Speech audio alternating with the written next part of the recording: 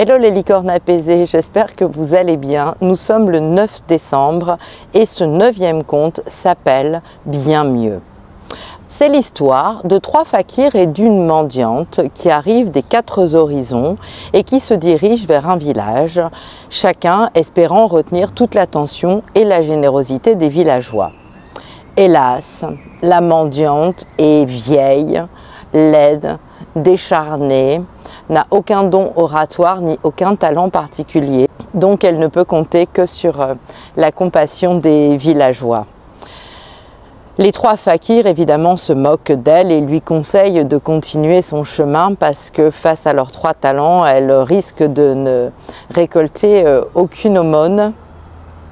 Mais il est tard, elle est fatiguée et elle se décide de s'arrêter quand même et de se poser contre la porte d'un temple qui est le temple de la déesse Durga.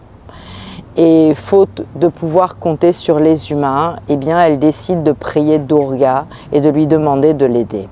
Donc les 3 fakirs se mettent sur la grande place et ils décident d'interpeller les villageois, de s'interpeller entre eux, de se défier, de se provoquer pour essayer d'attirer les regards de tous.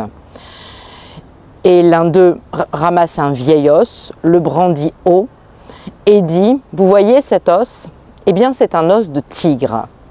Et moi, qui vous parle, à partir de cet os, je peux reconstituer tout le squelette de cet animal. » Sans hésitation, il marmonne un mantra, émerveille, le squelette entier d'un tigre apparaît sur le chemin. Alors le second fakir hausse les épaules et dit « Broutille, je fais bien mieux que multiplier des os.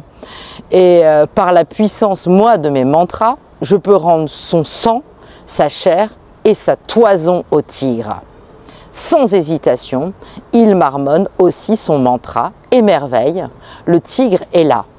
Le museau affalé parmi l'herbe roussie, le poil un peu terne, mais bien rayé d'or et de noir. Alors le 3e fakir lui bombe le torse, s'avance en se moquant des 2 autres et il dit vraiment la belle affaire que de rendre visible un pauvre tigre qui est mort.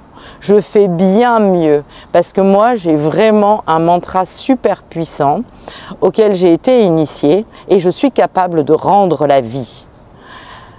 Alors la vieille mendiante qui jusque-là est restée muette ouvre les yeux et s'écrie « Fils, fils, c'est bon, nous te croyons sur parole !»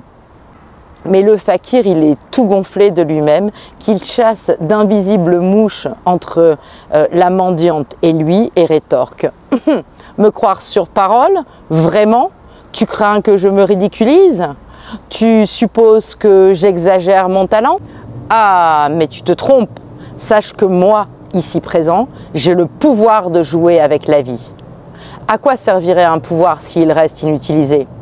Regarde, ébahis-toi et prends-en de la graine. » Prestement, la vieille mendiante se glisse derrière la porte du temple que Durga referme sur elle, tandis que le 3e fakir rugit son mantra de vie. Merveille des merveilles, le tigre se dresse aussitôt sur ses pattes, le poil rude, les canilles scintillantes. Superbe, il bondit élégamment et croque les 3 hommes. Depuis le temps que ses os séchaient, il avait très grand faim. Son festin achevé, la mendiante le voit se lécher les babines, s'avancer dans le temple et se confondre avec le grand tigre de marbre que chevauchait l'effigie de Durga. La vieille, encore tremblante, s'approche du sanctuaire sans qu'aucun des brahmanes, témoins de tout cela, n'ose lui rappeler les limites fixées au hors caste de sa sorte.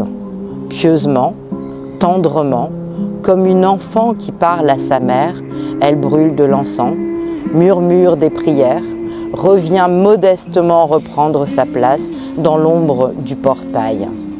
L'histoire, comme un vol de guêpes, bourdonne autour du village et chacun accourt, une offrande à la main, curieux de voir celle que Durga, la déesse, avait gardée de la folie des hommes.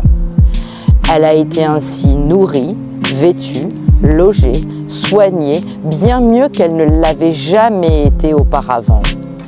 Elle est restée un temps dans le giron de la Divine Mère près du temple et un matin, elle est repartie comme le vent.